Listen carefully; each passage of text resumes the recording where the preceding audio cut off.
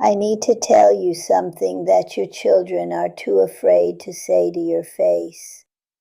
And I need to tell you something that the billion-dollar nursing home industry is praying you never find out. I'm Claire Baker. I'm 101 years old, and I've watched this country put its elderly out to pasture like broken horses for longer than most of you have been alive. We don't call it that, of course. We call it care. We call it safety. We call it the responsible thing to do. I've heard it all. But I've been inside those places. I've smelled that smell, that mix of disinfectant and despair that gets into your clothes and won't wash out. And I'm here to tell you, there is another way. But before I tell you what it is, I need to tell you about the day my own daughter tried to put me away. And I need to tell you about a woman I met in a wheelchair who changed everything. 22 years ago, my daughter sat me down at my own kitchen table, the table where I taught her to make biscuits when she was 6, the table where I held her hand when her first husband left. And she looked at me with tears in her eyes and said, "Mama, I think it's time." Time. Like I was a clock that had stopped ticking. My husband Henry had just passed. Lord, I loved that man. 41 years we had together, and when he went, I'll be honest with you, a part of me wanted to follow him. I wasn't eating right. I wasn't leaving the house. I was 79 years old, and I was already practicing being dead. So my daughter, bless her heart, she took me to visit a nursing home. Top rated, clean, good staff, she said. And it was clean, I'll give it that. But I walked through those halls, and I saw something I will never forget. Something that still wakes me up at night, 22 years later. A woman, couldn't have been much older than me, sitting in a wheelchair by a window, just sitting there, staring out at a parking lot, not reading, not talking, not living, just waiting. I asked the nurse, "What's her name?" She didn't know, said she'd only been working there 6 weeks. 6 weeks, and she didn't know that woman's name. That's when it hit me like a truck. A nursing home isn't where you go to live. It's where you go to be forgotten in a building that doesn't smell like your life. I turned to my daughter right there in that hallway and I said, "Baby, I love you, but I am not going to sit by a window and wait to die. If the Lord wants me, he can come find me in my own house, drinking my own coffee, surrounded by my own memories. Do you hear me?" She thought I was being stubborn. Child, I was being stubborn. That's how I made it to 101. Here's what they don't tell you about those places. 44% of nursing home residents report being abused. 44%. That's nearly half. And more than half of them are depressed, exposed to the same 4 walls, the same fluorescent lights, the same strangers who don't know if you take sugar in your coffee. And it costs $10,000 a month to feel that way. $127,000 a year to be lonely in a room full of people.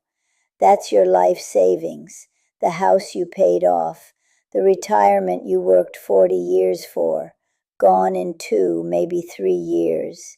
And for what? So a stranger who doesn't know your name can wheel you to a window. A nursing home doesn't cost you money. It costs you everything. Now, I'm not foolish. I knew I couldn't just sit in my house alone and pretend I was 55 again. So I made a plan.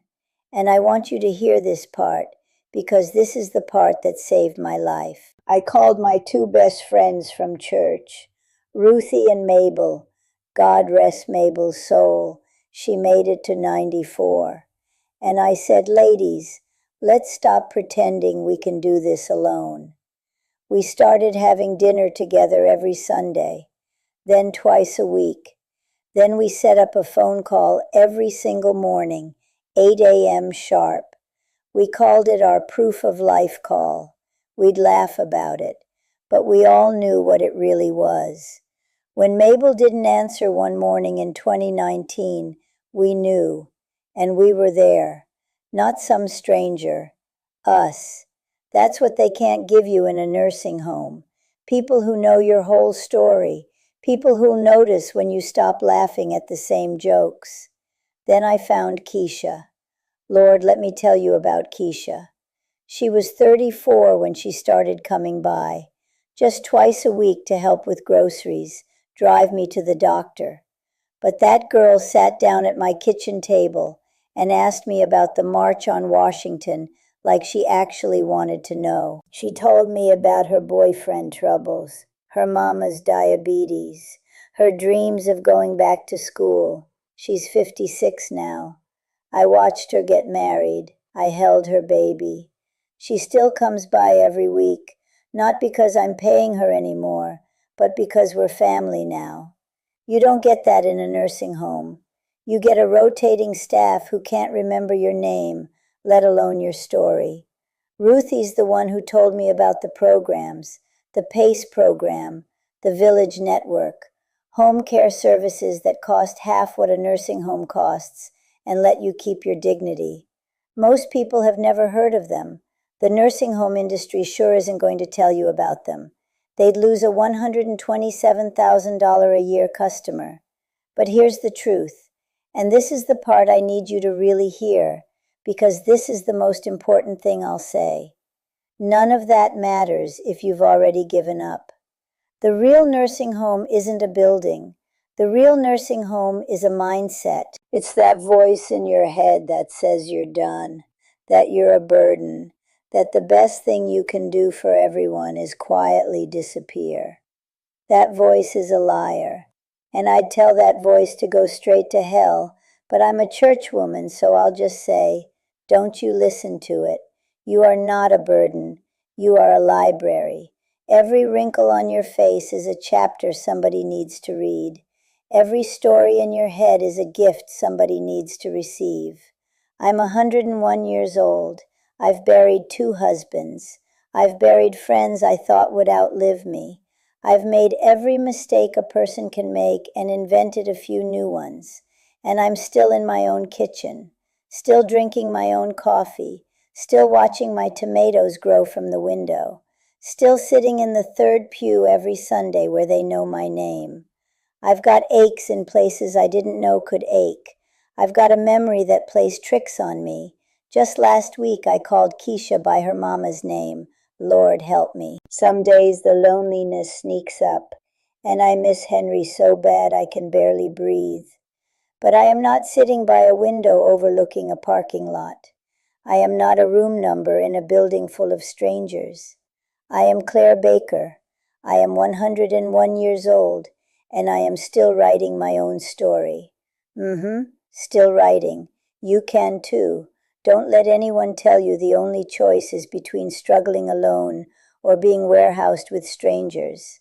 That's a lie they tell you so you'll stop asking questions.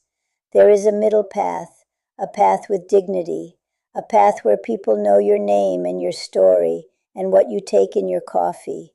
You just have to be stubborn enough to find it. If you're watching this and your parents are getting older, sit down with them now.